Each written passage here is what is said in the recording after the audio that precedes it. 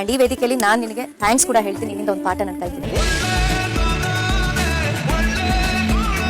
ಮುಚ್ಕೊಂಡು ಕೂತ್ಕೊಳ್ಳೋ ಗಿಲ್ಲಿ, ನಾನು ನಿನ್ನ ಒಡೆದೇ ಹೋಗ್ತೀನಿ ಗಿಲ್ಲಿ ಅಂತ ಅನ್ಕೊಂಡಿದ್ದೆ ಅಂತ ರಘು. ಬಿಗ್ ಬಾಸ್ನ ಮತ್ತೊಂದು ವಿಡಿಯೋಗೆ ಎಲ್ಲರಿಗೂ ಕೂಡ ಸ್ವಾಗತ. ವೀಕ್ಷಕರೇ, ಬಿಗ್ ಬಾಸ್ನಲ್ಲಿ ಈಗ ಆಲ್ರೆಡಿ ಇನ್ನೊಂದು 2 ದಿನ ಬಿಗ್ ಬಾಸ್ನ ಫೈನಲ್ ವಿನ್ನರ್ ಯಾರು ಅಂತೇಳಿ ಹಬ್ಬದ ದಿನ, ಅಂದರೆ ರಾತ್ರಿ ಸಂಕ್ರಾಂತಿಯ ಹಬ್ಬದ ದಿನ 15ನೇ ತಾರೀಕು ಬಿಗ್ ಬಾಸ್ ಎಪಿಸೋಡಲ್ಲಿ ಏನೇನು ನಡೀತು ಅಂತ ನೋಡೋದಾದ್ರೆ ನಿಜವಾಗ್ಲೂ ಕೂಡ ತುಂಬ ಹೊಸ ಬದಲಾವಣೆ ಆಗಿದೆ. ನಾವೆಲ್ಲ ಓಟ್ ಹಾಕೋರೆಲ್ಲ ಮತ್ತೆ ಸಪೋರ್ಟ್ ಮಾಡೋರೆಲ್ಲ ಅವ್ರು ಹಂಗೆ ಇವ್ರು ಹಂಗೆ ಅಂತಿದೆ. ಆದರೆ ಬಿಗ್ ಬಾಸ್ ಮನೆ ಒಳಗಡೆ ಇರೋರು ಎಲ್ಲರನ್ನೂ ಕೂಡ ಕೋಪ ತಾಪವನ್ನು ಹೋಗಿಸಿ ಎಲ್ಲರನ್ನೂ ಕೂಡ ಒಂದು ಮಾಡ್ತಿದ್ದಾರೆ. ಒಳ್ಳೆ ಕೆಲಸನೇ. ಆದರೆ ಒಂದೇನು ನಡೀತು ಅಂತಂದ್ರೆ ಬಿಗ್ ಬಾಸ್ ಅಲ್ಲಿ ಸ್ಟಾರ್ಟಿಂಗ್ ಆದ ತಕ್ಷಣನೇ ಈಗ ಬಿಗ್ ಬಾಸ್ ಅಲ್ಲಿ ಒಂದು ರಾಣಿ ಅಂತ ಒಂದು ಸೀರಿಯಲ್ ಬರ್ತಾ ಇದೆ. ಬಿಗ್ ಬಾಸ್ ಅಲ್ಲಿ ಅಂದ್ರೆ ಇದರಲ್ಲಿ ಕಲರ್ಸ್ ಕನ್ನಡದಲ್ಲಿ ಅದ್ರದ್ದು ಒಂದು ಸೀರಿಯಲ್ದು ಪ್ರೊಮೋ ಮಾಡಿದ್ರು. ಅವ್ರನ್ನ ಒಳಗಡೆ ಕಳಿಸಿ ರಾಣಿ ಮತ್ತೆ ಇನ್ನೊಬ್ರು ಒಂದಿದ್ದ ಅದ್ರಲ್ಲಿ ಆಕ್ಟ್ ಮಾಡ್ತಿರುವಂತ ಇಬ್ರು ಯಾರು ರಾಣಿ ಮತ್ತೆ ಕಾವೇರಿ ಇಬ್ಬರನ್ನ ಕರೆಸಿ ಆ ಸೀರಿಯಲ್ನ ಒಂದು ಪ್ರೋಮೋವನ್ನು ತೋರಿಸಿದ್ರು ಎಲ್ರಿಗೂ ಕೂಡ. ಅದಾದ ನಂತರ ಅತಿ ಮುಖ್ಯವಾಗಿ ಇಲ್ಲಿ ನಡೆದದ್ದು ಏನು ಅಂತಂದ್ರೆ ಒಂದು ಫನ್ ಗೇಮ್ ನಡೀತು. ಅದು TMT ಒಂದು ಕಬ್ಬಿಣದ ಇದ್ರ ಬಗ್ಗೆ. ಅದು ಬಿಟ್ಟು ಅತಿ ಮುಖ್ಯವಾಗಿ ಈ ಬಿಗ್ ಬಾಸ್ ಅಲ್ಲಿ ಒಂದು ನಿನ್ನೆ ಖುಷಿ ಆಗಿದಂತ ವಿಚಾರ ಏನಂತಂದ್ರೆ ಬಿಗ್ ಬಾಸ್ ಒಂದು ಎಲ್ಲರಿಗೂ ಕೂಡ ಒಂದು ಟಾಸ್ಕ್ ಕೊಡ್ತು. ಏನಂತಂದ್ರೆ ಇಷ್ಟು ದಿವಸ ನೀವೆಲ್ಲ ಇಲ್ಲಿ ಇಷ್ಟು ದಿವಸ ಜೀವಿಸಿದ್ದೀರಾ, 103 ದಿನ 104 ದಿವಸ, ಇನ್ನು ಮುಂದೆ ನೀವೆಲ್ಲರೂ ಕೂಡ ಹೊರಗಡೆ ಹೋಗ್ತೀರಾ. ಯಾರು ಗೆಲ್ತಾರೆ ಬಿಡ್ತಾರ ಸೆಕೆಂಡ್ರಿ. ಆದರೆ ನೀವು ಮನೆಯಿಂದ ಹೊರಗಡೆ ಹೋದಾಗ ಯಾರ ಮೇಲೆ ಏನು ಕೋಪ ಇತ್ತು, ಏನು ತಾಪ ಇತ್ತು, ಏನು ಮಿಸ್ಟೇಕ್ ಮಾಡ್ಬಿಟ್ರಿ, ಏನು ಗೊತ್ತಿಲ್ಲದೆ ಮಾತಾಡ್ಬಿಟ್ರಿ, ಅದನ್ನ ನೀವು ಹಂಚ್ಕೋಬಹುದು. ಹಂಚ್ಕೊಳ್ಳೋದು ಹೇಗೆ ಅಂತಂದ್ರೆ ನೀವು ಒಂದ್ ಕಡೆ ಬಂದು ನಿಂತ್ಕೋಬೇಕು. ನೀವು ಯಾರ ಬಗ್ಗೆ ಏನ್ ಹೇಳ್ಬೇಕು ಅನ್ನೋದನ್ನ ನೀವು ನಿಮ್ ಪೇಪರ್ಲಿ ಒಂದೊಂದು ಪೇಪರ್ಲಿ ಬರೆದಿಟ್ಕೊಂಡು ಅವ್ರನ್ನ ನಿಮ್ ಮುಂದೆ ಕರೆಸಿ ನೀವು ಅವ್ರ ಬಗ್ಗೆ ಏನ್ ಅಂದಿದ್ರಿ, ಏನ್ ತಪ್ಪು ಮಾಡಿದ್ರಿ, ಏನ್ ಕ್ಷಮೆ ಕೇಳ್ತೀರಿ ಅನ್ನೋದನ್ನ ಕೇಳಿ ಅನ್ನೋದಕ್ಕೆ ಒಂದು ಟಾಸ್ಕ್ ಕೊಟ್ಟಿದ್ರು. ಅದರಲ್ಲಿ ನಿಜವಾಗ್ಲೂ ಕೂಡ ಏನಂತಂದ್ರೆ ಸೂಪರ್. ಏನಂತಂದ್ರೆ ಎಲ್ಲಿ ವಿರೋಧ ಇರುತ್ತೋ ಅಲ್ಲಿ ಗೆದ್ದು ಬರೋದಿಲ್ಲ, ಅದು ನಿಜವಾದ ಒಂದು ತಾಕತ್ತು. ಆ ತಾಕತ್ತು ಗಿಲ್ಲಿ ಪ್ರೂವ್ ಮಾಡಿದ್ದ ನಿಜವಾಗ್ಲೂ ಕೂಡ. ಏನಂತಂದ್ರೆ ಮೊದಲಿಗೆ ರಘುವರ್ ಮಾತಾಡೋಣ. ಅಲ್ಲಿ ಸುಮಾರು ಜನ ಎಲ್ಲರ ಬಗ್ಗೆ ಎಲ್ಲರೂ ಮಾತಾಡಿದ್ರು. ಅವ್ರ ಬಹುಪಾಲು ಎಲ್ಲರೂ ಕೂಡ ಗಿಲ್ಲಿನೇ ತುಂಬಾ ಹೊಗಳಿದ್ದು. ಅದ್ರಲ್ಲಿ ರಘುವರ್ ಒಂದ್ಸಾರಿ ಬಂದ್ರು. ರಘುವರ್ ಬಂದು ನಿಂತ್ಕೊಂಡು ಯಾರನ್ನ ಕರೆದ್ರು ಅಂದ್ರೆ ಗಿಲ್ಲಿಯನ್ನೇ ಕರೆದ್ರು. ಅವ್ರಿಗೆ ಯಾರ ಮೇಲೆ ಪತ್ರ ಬರೆದಿರ್ತಾರೆ ಅವ್ರ ಪತ್ರನ ಕರೆದ್ರು. ಒಬ್ಬೊಬ್ಬರಿಗೆ ಇಬ್ಬಿಬ್ಬರು ಅವಕಾಶ ಇರುತ್ತೆ. ರಘು ಅವರು ಗಿಲ್ಲಿಯನ್ನ ಕರೆದ್ರು. ಗಿಲ್ಲಿ ಅವ್ರನ್ನ ಕರೆದು ಒಂದ್ಸಾರಿ ಅಡುಗೆ ಮಾಡ್ತಿರ್ಬೇಕಾದ್ರೆ ಗಿಲ್ಲಿ ಸಿಕ್ಕಾಬಟ್ಟೆ ರಘು ಅವ್ರಿಗೆ ಟಾರ್ಚರ್ ಮಾಡ್ತಿರ್ತಾನೆ. ಟಾರ್ಚರ್ ಮಾಡ್ತಾ ಸಿಕ್ಕಾಬಟ್ಟೆ ಕೋಪ ಹತ್ತಿರುತ್ತೆ. ಅವಾಗ ರಜತ್ ಅವ್ರು ಎಲ್ಲರೂ ಇರ್ತಾರೆ. ರಘು ಅವ್ರಿಗೆ ಸಿಟ್ಟು ಹತ್ತಿರುತ್ತೆ ನೋಡಿ, ಸಿಕ್ಕಾಬಟ್ಟೆ ಹತ್ತಿರುತ್ತೆ. ಆ ಕುಕ್ಕರ್ನ ತಗೊಂಡು ತಲೆ ಹೊಡಿಕೆ ಎತ್ಬಿಟ್ಟಿರ್ತಾರೆ ಒಂದ್ಸಾರಿ. ಆ ಕ್ಷಣದಲ್ಲಿ ನಿಜವಾಗ್ಲೂ ಕೂಡ ಅಭಿ ಆಗಿರ್ಬೋದು, ರಜತ್ ಅವ್ರ ಆಗಿರ್ಬೋದು, ಆ ಟೈಮಲ್ಲಿ ಇಲ್ಲ ಅಂದಿದ್ರೆ ನಾನು ಗಿಲ್ಲಿ ಗ್ಯಾರಂಟಿ ಹೊಡೆದು ಬಿಡ್ತಿದ್ದಿ. ಅಷ್ಟು ನನಗೆ ಉರಿಸ್ತಿದ್ದ, ಅಷ್ಟು ನನಗೆ ಸಿಟ್ಟು ಬಂದ್ಬಿಟ್ಟಿತ್ತು. ಆದ್ರೆ ಈಗ ನಿಜವಾಗ್ಲೂ ಕೂಡ ನನ್ಗೆ ಅಷ್ಟು ಕೋಪ ತಾಪ ಇತ್ತು. ಆದ್ರೆ ಆವತ್ತು ನಾನು ನಿಜವಾಗ್ಲೂ ಕೂಡ ಕಾಮ್ ಆಗೋದಕ್ಕೆ ಮೂಲ ಕಾರಣ ಒಂದು ಗಿಲ್ಲಿ, ಇನ್ನೊಂದು ರಜತ್ತು ಮತ್ತೆ ಅಭಿ ಅಂತ ಹೇಳಿದ್ರು. ಅಂದ್ರೆ ಬಿಗ್ ಬಾಸ್ ಮನೆ ಒಳಗಡೆ ಬಂದಾಗ ಈ ರಘು ಅವರು ಒಂದ್ ರೀತಿ ಅವ್ರು ಎಂತ ರಫ್ ಅಂಡ್ ಟಫ್ ಅಂದ್ರೆ ಅವ್ರು ಆಲ್ರೆಡಿ ಎಲ್ಲ ಎಷ್ಟೋ ಸಿನಿಮಾಗಳಲ್ಲಿ ಕಾಂತಾರ ಹಲವಾರು ಸಿನಿಮಾಗಳೆಲ್ಲ ಆಕ್ಟ್ ಮಾಡಿದಾರೆ. ನೋಡಕ್ಕೆ ಭಯ ಆಗುತ್ತೆ ಅಂತ ಒಂದು ದೈತ್ಯಾಕಾರ ದೇಹ. ಮತ್ತೆ ಹಂಗೆ ರಗಡಾಗಿದ್ರ ಜೊತೆಗೆ ಹೆಂಗೆ ಅಂತಂದ್ರೆ ಅವ್ರ ರಘು ಅವ್ರ ಹೆಂಡತಿ ಮತ್ತೆ ಅವ್ರ ಮಗ ಹೇಳ್ತಿದ್ರು, ಯಪ್ಪ ಮನೇಲಿ ನಾವು ಅವ್ರು ಬಂದ್ರು ಮನೆಗೆ ಅಂದ್ರೆ ಗಡಗಡ ನಡುತ್ತೀವಿ ಅಂತ ಹೇಳ್ತಿದ್ರು. ಆ ತರದವರು ಸ್ಟಾರ್ಟಿಂಗ್ ಎಂಟ್ರಿ ಕೊಟ್ಟಾಗ ಹಂಗೆ ಇದ್ರು. ಆದ್ರೆ ಗಿಲ್ಲಿ ಅವ್ರನ್ನ ತುಂಬಾ ಪ್ರಿನ್ಸಿಪಲ್ ಆಗಿದ್ದಾಗ ಎಷ್ಟೊಂದೆಲ್ಲ ರೇಗಿಸಿದ್ರು. ಪ್ರಿನ್ಸಿಪಲ್ ಆಗಿದೆ ಎಷ್ಟು ಕಾಮಿಡಿ ಮಾಡಿದ್ರು, ನಾವೆಲ್ಲ ನಗ್ತಿದ್ವಿ. ಆದ್ರೆ ರಘುಗಂತೂ ಸಿಕ್ಕಾಬಿಟ್ಟೆ ಉರ್ಸಾಕ್ಬಿಡ್ತಾರೆ. ಯಾಕೆಂದ್ರೆ ಅಂತ ಒಂದು ಅಥ್ಲೆಟಿಕ್ ಒಳ್ಳೆ ಸ್ಪೋರ್ಟ್ಸ್ ಮ್ಯಾನು, ಕರ್ನಾಟಕದಲ್ಲಿ ಯಾರೋ ತಗೊಳ್ದೇ ಇರುವಂತ ಕ್ರೀಡಾ ರತ್ನ ಅನ್ನೋ ಒಂದು ಪ್ರಶಸ್ತಿಯನ್ನು ತಗೊಂಡು ದೊಡ್ಡ ದೊಡ್ಡ ಸಾಧನೆ ಮಾಡಿರುವಂತ ವ್ಯಕ್ತಿ, ಮತ್ತೆ ಜೊತೆಗೆ ಸಿಕ್ಕಾಬಟ್ಟೆ ಕೋಪಿಷ್ಟ ಅಂತ ಈ ಗಿಲ್ಲಿ ಉರ್ಸಿದ್ರೆ ರಘು ಕೈಲಿ ತಡ್ಕೊಳಕ್ಕಾಗತ್ತಾ?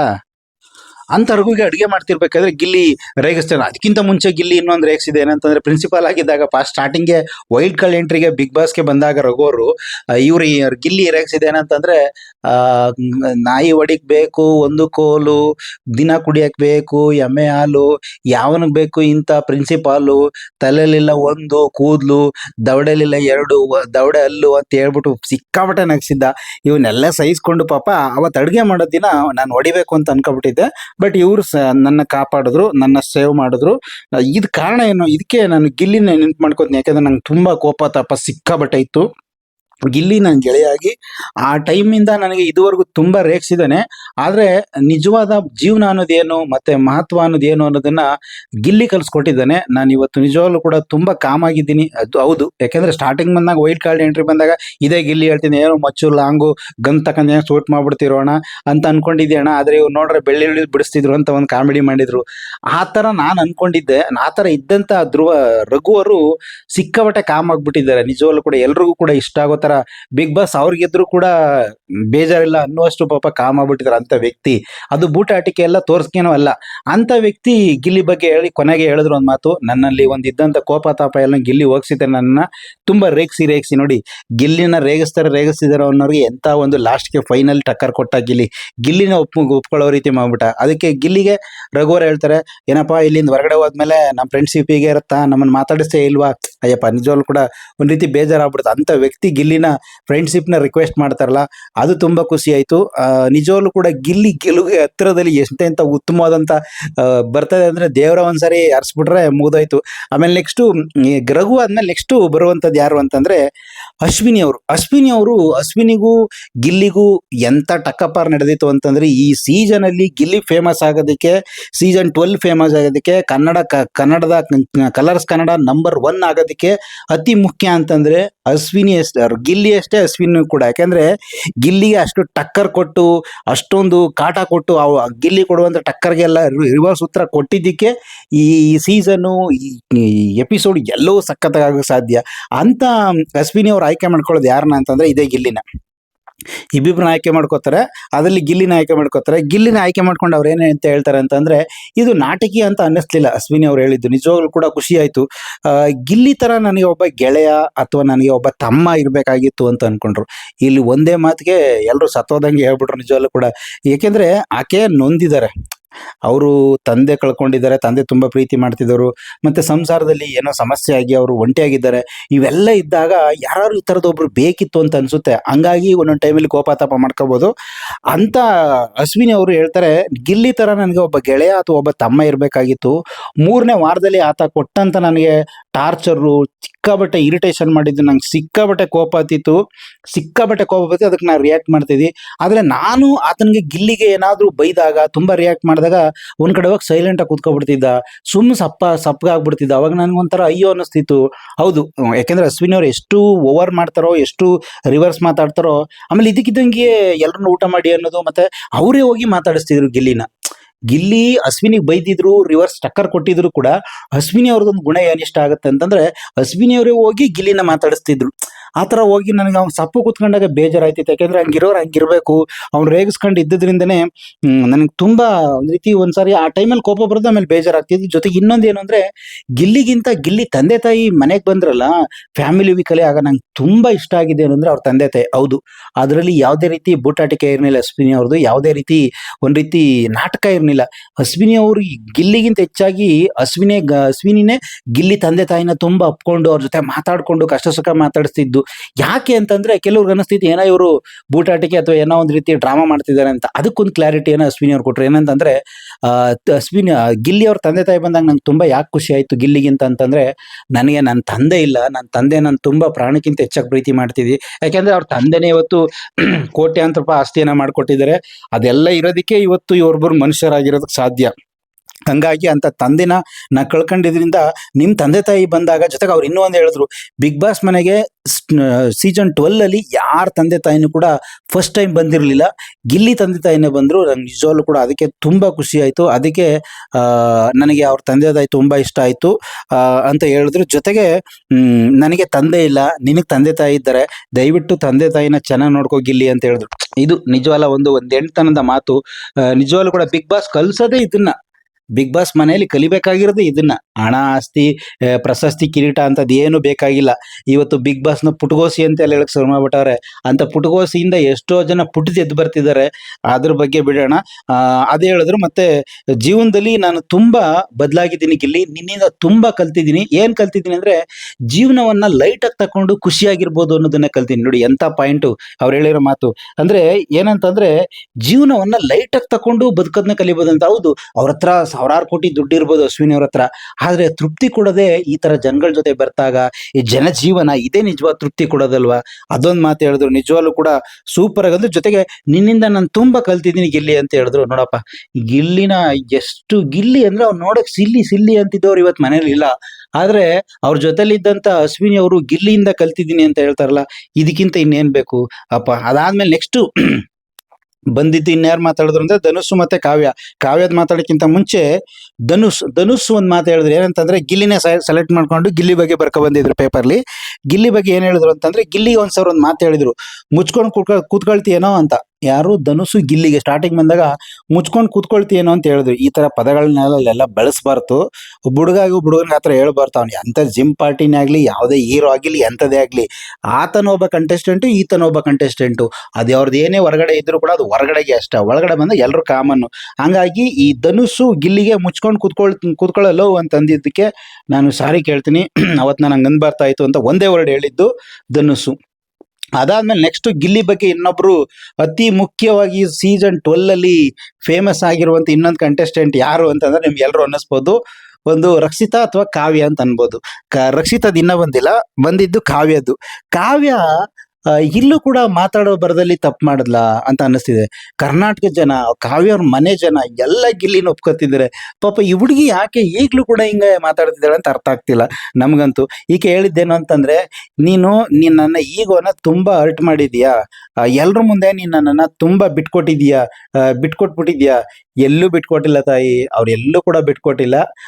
ಹಂಗಾಗಿ ಜೊತೆಗೆ ಇನ್ನೂ ಒಂದು ಹೇಳಿದ್ರು, ಇನ್ನಿರೋದ್ 3 ದಿನ, ನಾವಿರೋದು ಈ ಒಳಗಡೆ 3 ದಿನ, ಇನ್ನು 3 ದಿನದಲ್ಲಿ ಏನಾದ್ರು ನೀನು ಮತ್ತೆ ನನ್ನನ್ನ ಇದೇ ರೀತಿ ರೇಗ್ಸೋದು, ಇದೇ ರೀತಿ ಟಾರ್ಚರ್ ಮಾಡಿದ್ರೆ, ನಾನು ಮನೆಯಿಂದ ಹೊರಗಡೆ ಬಂದ್ಮೇಲೆ ನಿನ್ನ ಏನ್ ಮಾಡ್ತೀನಿ, ಬ್ಲಾಕ್ ಮಾಡ್ತೀನಿ. ಅಂದ್ರೆ ಈ ನಂಬರ್ಗಳು ಬ್ಲಾಕ್ ಮಾಡ್ತಾರಲ್ಲ ಅದೇ ರೀತಿ, ಅಂದ್ರೆ ನಾನು ಮನೆಯಿಂದ ಹೊರಗಡೆ ಬಂದ್ಮೇಲೆ ಮಾತಾಡ್ಸಿದಿಲ್ಲ ಅಂತ. ಅಯ್ಯೋ ತಾಯಿ, ನಿಮ್ ಮನೆಯಿಂದ ಹೊರಗಡೆ ಬಂದ್ ನೀನ್ ನೋಡಿದ್ರೆ ಗಿಲ್ಲಿ ಮಾತಾಡ್ಸಿದ್ರು ಸಾಕು ಅನ್ನೋಷ್ಟಕ್ಕೂ ನೀನೇ ಕಾಯ್ತೀಯ, ಆಯ್ತಾ? ನಿನಗಿಂತ ಎಂತೆಂತ ಹೀರೋಯಿನ್ಗಳು, ಎಂತೆಂತ ಹುಡುಗಿರುಗಳು ಕಾದಿದ್ದಾರೆ ಅಂತಂದ್ರೆ, ಅಷ್ಟು ಅಭಿಮಾನ ಪ್ರೀತಿ ಗಿಲ್ಲಿ ಒಳಗಡೆ ಇದ್ಕೊಂಡೇ ಸಂಪಾದನೆ ಮಾಡಿದ್ದೇನೆ. ಆದ್ರೆ ನಿನ್ ಬಗ್ಗೆ ಹೇಳಿದ್ರೆ ಎಲ್ರು ಗಿಲ್ಲಿ ಬಗ್ಗೆ, ಕಾವ್ಯಂ ಬಗ್ಗೆ ಯಾಕೆ ನೆಗೆಟಿವ್ ಮಾಡ್ತೀರಾ ಅಂತ ಹೇಳ್ತಾರೆ. ನೀವ್ ಹೇಳಿರೋ ಮಾತಿಗೆ ಹೇಳ್ಬೇಕು ತಾನೆ. ನೀನ್ ಹೇಳ್ತಾ ಇದೀಯ ಪುಟಿ ಏನಂತ, ನೀನ್ ಏನಾರು ಇನ್ನೇನು 3 ದಿನ, 3 ದಿನದೊಳಗಡೆ ನೀನ್ ಏನಾದ್ರೂ ನನ್ನನ್ನ ಮತ್ತೆ ಇದೇ ರೀತಿ ಇರಿಟೇಷನ್ ರೇಗ್ಸಿದ್ರೆ, ನೀನ್ ಮತ್ತೆ ನನ್ನ ರೇಗ್ಸಿದ್ರೆ ಮನೆಯಿಂದ ಹೊರಗಡೆ ಬಂದ್ಮೇಲೆ ಬ್ಲಾಕ್ ಮಾಡ್ತಾರಂತೆ, ಮಾತಾಡ್ಸಲ್ವಂತೆ. ಮಾತಾಡ್ಸಿಲ್ಲ ಅಂದ್ರೆ ಬೇಡ ಬಿಡ್ರಿ. ಅದಕ್ಕೆ ಅವ್ನು ಏನಂತ ಅಂದ ಗೊತ್ತಾಗಂತ ಹೇಳಿದ ತಕ್ಷಣ ಗಿಲ್ಲಿ ಏನಂತ ಹೇಳ್ತಾನೆ, ಐ ಆಮ್ ವೇಟಿಂಗ್, ಅಂದ್ರೆ ನಾನು ಕಾಯ್ತಾ ಇದ್ದೀನಿ ಅದನ್ನ ಅಂತ. ಅಂದ್ರೆ ಗಿಲ್ಲಿ ಇಲ್ಲೇ ಅರ್ಥ ಮಾಡ್ಕೊಳ್ಳಿ ಬಂಧುಗಳೇ, ಗಿಲ್ಲಿ ಆಕೆನ ಒಂದ್ ರೀತಿ ಕಂಟೆಸ್ಟೆಂಟ್ ಆಗಿ ಆಕೆನ ರೇಗಿಸ್ತಿದ್ದು ಕೂಡ ಒಂದು ಕಂಟೆಂಟ್ ಆಗಿ ತಗೊಂಡಿದ್ದ ಅನ್ನೋದು ಇಲ್ಲಿ ಪ್ರೂವ್ ಆಗ್ತಿದೆ. ಮನೆಯಿಂದ ಹೊರಗಡೆ ಬಂದ್ಮೇಲೆ ನಿಜವಾಗ್ಲೂ ಕೂಡ ಜನಗಳ ಅಭಿಮಾನ ನೋಡಿ ಅಲ್ಲ, ಗಿಲ್ಲಿ ಹೊರಗಡೆ ಬಂದ್ಮೇಲೆ ನಿಜವಾಗ್ಲೂ ಕೂಡ ಕಾವ್ಯ ಲವ್ ಗಿವ್ ಎಂದದಕ್ಕೂ ಹೋಗಲ್ಲ ಅನ್ನೋದು 100% ಸತ್ಯ. ಯಾಕೆಂದ್ರೆ ಅವನೊಬ್ಬ ಬಡವ್ರ ಮಗ, ಕಷ್ಟದಲ್ಲಿ ಬಂದಿರೋನ್ ಮಗ. ಬಿಗ್ ಬಾಸ್ ಅಲ್ಲಿ ಎಷ್ಟು ಜನ ಅವ್ರ ಕಷ್ಟಗಳನ್ನೆಲ್ಲ ಹೇಳ್ಕೊಂಡವ್ರೆ. ನಿಜವಾದ ಕಷ್ಟ ಇರುವಂತ ಒಂದ್ ನಟ ಅಂತಂದ್ರೆ, ಕಂಟೆಸ್ಟೆಂಟ್ ಅಂದ್ರೆ ಗಿಲ್ಲಿ ನಟ. ಅಂತವ್ನು ಎಲ್ಲೂ ಹೇಳ್ಕೊಳ್ದಿದ್ದವನು ಈ ಲವ್ ಗಿವು ಕಾವ್ಯನೇ ಇದು ಅಂತ ಏನೋ ಅವ್ನು ತಲೆ ಕೆಡಿಸ್ಕೊಳ್ಳಲ್ಲ. ಅಲ್ಲೊಂದು ಹೊರಗಡೆ ಬಂದ್ಮೇಲೆ ಖಂಡಿತವಾಗಿಯೂ ಅದು ಮಾಡಲ್ಲ. ಇನ್ ಜೊತೆಗೆ ಅಭಿಮಾನ ನೋಡ್ಬಿಟ್ರಂತ ಅವನು ಸತ್ತೇ ಹೋಗ್ಬಿಡ್ತಾನೆ. ಅಂದ್ರೆ ಬದುಕಿದ್ದಂಗೆ ಒಂದ್ ರೀತಿ ಸತ್ತೋಗೋದು ಅಂತಾರಲ್ಲ, ಆ ತರ ಏನಪ್ಪ ನನ್ನ ಜೀವನ ಇಂಥ ಸಾರ್ಥಕತೆ ಆಗ್ಬಿಡುತ್ತಾ ಅಂತ ಅನ್ಸುತ್ತೆ. ಯಾಕೆಂದ್ರೆ ಅಷ್ಟು ಪ್ರೀತಿ. ಯಾಕೆಂದ್ರೆ ಯಾಕೆ ಈ ಮಾತು ಹೇಳ್ದೆ ಅಂತಂದ್ರೆ, ಗಿಲ್ಲಿ ಟ್ಯಾಟೋ ಹಾಕ್ಸ್ಕೊ ಬಂದಿದ್ದಂತ ಬಿಗ್ ಬಾಸ್ ಮನೇಲಿ ಒಬ್ಬರು ನೋಡಿದ ತಕ್ಷಣನೇ ಎಷ್ಟು ಸ್ಟಕ್ ಆಗ್ಬಿಟ್ರು ಅಂತಂದ್ರೆ, ಅಯ್ಯಪ್ಪ, ನಿಜವಾಗ್ಲೂ ಕೂಡ ನಿಜವಾದ ಹೃದಯವಂತಿಕೆ ಇರುವಂತ ಮನುಷ್ಯ ಅಂದ್ರೆ ಗಿಲ್ಲಿ. ಇನ್ನು ಹೊರಗಡೆಗೆ ಬಂದ್ರೆ ಮೂಕ ವಿಸ್ಮಿತ. ಅದನ್ನ ಅರ್ಗಿಸ್ಕೊಳ್ಳೋಕೆ, ಅದನ್ನ ತಡ್ಕೊಳ್ಳೋದಕ್ಕೆ ಗಿಲ್ಲಿಗೆ ಎಷ್ಟು ತಿಂಗಳು ಬೇಕು ನಿಜವಾಗ್ಲೂ ಗೊತ್ತಿಲ್ಲ. ಯಾಕೆಂದ್ರೆ ಇಂಥ ಪ್ರೀತಿ ಯಾವನ್ಗೂ ಸಿಕ್ಕಿಲ್ಲ ರೀ, ಯಾರಿಗೂ ಸಿಕ್ಕಿಲ್ಲ. ಎಂತೆಂಥ ರಾಜಕಾರಣಿ, ಸಾಹುಕಾರರು ಯಾರಿಗೂ ಸಿಕ್ಕಿಲ್ಲ. ಅಂತಂತವ್ರೆ ಗಿಲ್ಲಿನ ಇಷ್ಟಪಡ್ತಿದ್ದಾರೆ. ಇಂಥ ಗಿಲ್ಲಿ ಕಾವ್ಯ ಬಗ್ಗೆ ತಲೆ ಕೆಡ್ಸ್ಕೊತಾನ. ಜೊತೆಗೆ ಅದ್ರಲ್ಲೂ ಕೂಡ ಒಂದು ಗಿಲ್ಲಿ ಹಂಗೆ ಹೇಳಿದ್ಮೇಲೂ ಕೂಡ, ಕಾವ್ಯ ಹಂಗೆ ಹೇಳಿದ್ಮೇಲೂ ಕೂಡ ಬೇಸರ ಮಾಡ್ಕೊಲಿಲ್ಲ. ನಮ್ಗಂತೂ ತುಂಬಾ ಬೇಸರ ಆಯ್ತು. ಕಾವ್ಯನ ಇಷ್ಟೊಂದು ಮಾತಾಡ್ಬರ್ತಾ ಇತ್ತು, ತಪ್ಪು ಅದು. ಹೊರಗಡೆ ಬಂದಾಗ ನೀನೇ ಕೂಡ ಗಿಲ್ಲಿನ ಅಷ್ಟೊಂದು ಇಷ್ಟಪಡ್ತೀಯ. ಆಮೇಲೆ ಜೊತೆಗೆ ಇಬ್ರು ಕೂಡ ಆ ಪತ್ರವನ್ನ ಬೆಂಕಿಗೆ ಹಾಕ್ಬೇಕು. ಅವ್ರೇನ್ ಬರ್ದಿರ್ತಾರೋ ಅದನ್ನ ಅವ್ರ ಮುಂದೆ ಮಾತಾಡಿ, ಅವ್ರು ಯಾರ ಬಗ್ಗೆ ಮಾತಾಡ್ತಾರೋ ಅದಾದ್ಮೇಲೆ ಅಲ್ಲಿ ಉರಿತಿರೋ ಒಂದು ಬೆಂಕಿ ಒಳಗಡೆ ಪೇಪರ್ ಹಾಕ್ಬೇಕು ಅಂತ ಇರುತ್ತೆ. ಎಲ್ರು ಹೋಗಿ ಜೊತೆಲಿ ಕೂಡ ರಘು ಮಾತಾಡಿದ್ಮೇಲೆ ರಘು ಗಿಲ್ಲಿ ಹೋಗಿ ಹಾಕ್ತಾರೆ, ಪೇಪರ್ ಸುಟ್ ಹಾಕ್ತಾರೆ, ನಮ್ದು ಇಲ್ಲೇ ಮುಗ್ದೋಲಿ ಅಂತ ಹೇಳಿ. ಅಶ್ವಿನಿ ಅವ್ರು ಮಾತಾಡಾದ್ಮೇಲೆ ಅಶ್ವಿನಿ ಅವರು ಮತ್ತೆ ಗಿಲ್ಲಿ ಹೋಗಿ ಪೇಪರ್ನ ಸುಟ್ ಹಾಕ್ತಾರೆ. ಆಮೇಲೆ ನೆಕ್ಸ್ಟ್ ಧನುಷ್ ಅವ್ರು ಬಂದು, ಧನುಷ್ ಅವ್ರು ಆದ್ಮೇಲೆ ಧನುಷ್ ಮತ್ತೆ ಗಿಲ್ಲಿ ಇಬ್ರು ಕೂಡ ಪೇಪರ್ ಸುಟ್ ಹಾಕ್ತಾರೆ. ಆದ್ರೆ ಈ ಕಾವ್ಯ ಸುಟ್ ಹಾಕೋಕ್ ಹೋಗೋ ಟೈಮಲ್ಲಿ ಗಿಲ್ಲಿ ಅಲ್ಲೂ ಒಂದು ಕಾಮಿಡಿ ಮಾಡ್ತಾನೆ. ಏನ್ ಮಾಡ್ತಾನೆ ಅಂದ್ರೆ, ಇಬ್ರು ಹಿಂಗ್ ಹಿಡ್ಕೊಂಡು ಪೇಪರ್ ಹಿಡ್ಕೊ ಹೋಗ್ತಿರ್ಬೇಕಾದ್ರೆ ಇದ್ಯಾವುದೋ ಒಂದು ಸಪ್ತಪದಿ, ಇದು ಸಪ್ತಪದಿ, ಈ 7 ಹೆಜ್ಜೆಗಳ ಅನುಬಂಧ. ಸಪ್ತಪದಿ ಅನ್ನೋ ಸಿನಿಮಾ, ಅಂಬರೀಷ್ ಅವ್ರ ಸಿನಿಮಾದ ಹಾಡಾಡೋಕೆ ಶುರು ಮಾಡ್ತಾನೆ ಅಂದ್ರೆ ಇಲ್ಲೇ ಸಪ್ತಪದಿ ತುಳಿತಾ ಇದ್ದೀವಿ. ಏನ್ ಗುರು ನಿಂದು ಟ್ಯಾಲೆಂಟು, ಏನ್ ಗುರು ನಿಂದು ಸ್ಪಾಟ್ ಕ್ರಿಯೇಟಿವ್, ಯಪ್ಪ ಗ್ರೇಟ್. ಹಂಗಂತ ಹಾಡಾಡ್ತಿರ್ಬೇಕಾರೆ ಕಾವ್ಯ ಪೇಪರ್ ಕಿತ್ಕೋತಾಳೆ, ಇಲ್ಲ ನಾನು ಹಾಕಲ್ಲ, ನಾನು ಒಬ್ಬನೇ ಹಾಕ್ತಂತೆ. ಆಯ್ತಾಯ್ತು ನೀನು ಹಾಡು ನಿಲ್ಲಿಸ್ಬಿಡ್ತಾನೆ, ಮತ್ತೆ ಗಿಲ್ಲಿ ಇಬ್ರು ಜೊತೆ ಹಾಕೋಣ ಅಂತ ಹೋಗೋದು, ಮತ್ತೆ ಇಬ್ರು ಕೈ ಹಿಡ್ಕೊಂಡು ಮತ್ತೆ ಹಾಕೋಕೆ ಹೋಗ್ತಿದ್ದಂಗೆ ಮತ್ತೆ ಶುರು ಮಾಡ್ತಾರೆ ಸಪ್ತಪದಿ ಅಂತ. ಅವಳು ಫುಲ್ ಅವಳಿಗೆ ಏನೋ ಉರಿಸ್ದಾಗ ಮಾಡ್ಬಿಡ್ತಾನೆ, ಸಿಕ್ಕಾಪಟ್ಟೆ ಉರಿಸ್ದಾಗ ಮಾಡ್ಬಿಡ್ತಾನೆ. ಅವಾಗ ಆಕೆ ಏನ್ ಮಾಡ್ತಾಳೆ, ಇಲ್ಲ ನಾನು ಒಬ್ಬನೇ ಹಾಕ್ತೀನಿ ಅಂತ. ಆಯ್ತಾಯ್ತು ಅಂದ್ಬಿಟ್ಟು ಇಬ್ರು ಹಾಕ್ಬಿಟ್ಟು ಬರ್ತಾರೆ. ನಿಜವಾಗ್ಲೂ ಕೂಡ ಗಿಲ್ಲಿಗೆ ರಘು, ಕಾವ್ಯ, ಅಶ್ವಿನಿ, ಧನುಷ್ ಇನ್ನು ಎಷ್ಟು ತುಂಬಾ ಅವನ್ನ ಇಷ್ಟಪಟ್ಟರು ಅಂತಂದ್ರೆ ನೋಡಿ. ಇವು ನಿಜವಾಗ್ಲೂ ಕೂಡ ಗಿಲ್ಲಿ ಒಬ್ಬ ನಿಜವಾದ ದೇವರ ಮಗ ಅಂತ ಅನ್ಬೇಕು. ಯಾಕೆಂದ್ರೆ ಇಂಥ ಪ್ರೀತಿ, ಇಂಥ ಒಂದು ಜನಮನ್ನಣೆ ಯಾರಿಗೂ ಸಿಗಕ್ ಸಾಧ್ಯ ಇಲ್ಲ. ಅವನ್ ಸ್ಪಾಟ್ ಕ್ರಿಯೇಟ್ ಮಾಡ್ತಾನೆ ಅಂತಂದ್ರೆ ಆತ ಬಂದ ಮೇಲೆ ಅವನಿಗೆ ಆರೋಗ್ಯ, ಒಂದು ನಿಜವಾಗ್ಲೂ ಕೂಡ ಐಶ್ವರ್ಯ, ಜನಗಳ ಪ್ರೀತಿಗಿಂತ ಇನ್ನೊಂದು ಏನು ಬೇಕಿಲ್ಲ. ಅವ್ನು ಬಡತನಕ್ಕೆ ಅವ್ನು ಸಂಪಾದನೆ ಮಾಡ್ಕೋತಾನೆ. ಬಂದ್ಮೇಲೆ ಸೀರಿಯಲ್ಗಳು, ಸಿನಿಮಾಗಳು ಸಾಕಷ್ಟು ಬರ್ತವೆ. ಆದ್ರೆ ನಿಮ್ಮೆಲ್ಲರ ಪ್ರೀತಿ ಅವನಿಗೆ ಆರೋಗ್ಯವಾಗಿ, ಒಂದು ಧೈರ್ಯ ಆಗಿ ಬರಲಿ, 100 ವರ್ಷ ಬದುಕಲಿ ಅನ್ನೋದನ್ನು ಕೂಡ ನಾವು ಕೇಳ್ಕೊತೀವಿ. ಜೊತೆಗೆ ಇಷ್ಟೇ ಅಲ್ದೇನೆ ಇನ್ನು ಕೂಡ ರಕ್ಷಿತಾ ಮಾತಾಡ್ಬೇಕು, ಇನ್ನು ಯಾರು ಮಾತಾಡ್ಬೇಕು ಅದನ್ನ ಇವತ್ತು ತೋರಿಸ್ತಾರೆ. ಆದ್ರೆ ಇವರು 4 ಜನ ಮಾತಾಡಿದ್ದಂತೂ ಗಿಲ್ಲಿಗೆ ರಾತ್ರಿ ಒಂದ್ ರೀತಿ ಬಿಗ್ ಬಾಸ್ ಗೆದ್ದಷ್ಟೇ ಖುಷಿ ಆಯ್ತು. ನನಗೂ ಕೂಡ ಅಷ್ಟೇ. ಇದನ್ನ ನೋಡಿದಂತ ಮತ್ತೆ ಈ ವಿಡಿಯೋ ನೋಡ್ತಿರೋಂತ ಎಷ್ಟೋ ಜನ ಗಿಲ್ಲಿ ಅಭಿಮಾನಿಗಳಿಗೆ ಇಷ್ಟೆಲ್ಲ ಗಿಲ್ಲಿ ಬಗ್ಗೆ ಮಾತಾಡಿದ್ದಾರೆ ಅಂದ್ರೆ ನಿಜವಾಗ್ಲೂ ಕೂಡ ಗಿಲ್ಲಿ ಬಿಗ್ ಬಾಸ್ ಗೆದ್ದಷ್ಟೇ ಖುಷಿ ಆಗುತ್ತೆ ಅಂತ ನನ್ಗನ್ಸುತ್ತೆ. ಇದುವರೆಗೂ ಕೂಡ ಈ ವಿಡಿಯೋವನ್ನ ತಾಳ್ಮೆಯಿಂದ ಪೂರ್ತಿಯಾಗಿ ನೋಡಿದಂತ ಎಲ್ಲ ಹೃದಯವಂತರು ಕೂಡ ನಾನು ಹೊಂದಿಸ್ತಾ, ಈ ವಿಡಿಯೋನ ಫಸ್ಟ್ ಟೈಮ್ ನೋಡಿದಂತ ವೀಕ್ಷಕರು ದಯವಿಟ್ಟು ನಮ್ಮ ಚಾನಲ್ನ ದಯವಿಟ್ಟು ಸಬ್ಸ್ಕ್ರೈಬ್ ಮಾಡಿ. ನಿಮ್ಮ ಒಂದು ಸಬ್ಸ್ಕ್ರಿಪ್ಷನ್ ಅದು ನಮ್ಗೆ ಹಣ ಅಲ್ಲ, ಅದೊಂದು ರೀತಿ ನಮಗೆ ಆಸ್ತಿ ಇದ್ದಂಗೆ. ಮಾಡೋ ಸಬ್ಸ್ಕ್ರಿಪ್ಷನ್ ಇಂದ ಯಾವುದೇ ರೀತಿ ಹಣ ಬರಲ್ಲ ನಮಗೆ, ಆದ್ರೆ ಅದು ನಮ್ಗೊಂದು ಚಾನಲ್ ಆಸ್ತಿ ಇದ್ದಂಗೆ. ನೀವು ಅದಕ್ಕೋಸ್ಕರ ನಮ್ಮ ಚಾನಲ್ ಸಬ್ಸ್ಕ್ರೈಬ್ ಮಾಡಿ ಅಂತ ಹೇಳ್ತಾ ಈ ವಿಡಿಯೋ ಎಲ್ಲೂ ಮುಗಿಸ್ತಾ ಇದ್ವಿ. ಇದೇ ರೀತಿ ಬಿಗ್ ಬಾಸ್ನ ಪ್ರತಿಯೊಂದು ಕಂಟೆಂಟ್ಗೋಸ್ಕರ ಇದೇ ರೀತಿ ನಮ್ಮ ಚಾನಲ್ ನೋಡ್ತೀರಿ. ಧನ್ಯವಾದ, ಥ್ಯಾಂಕ್ ಯು.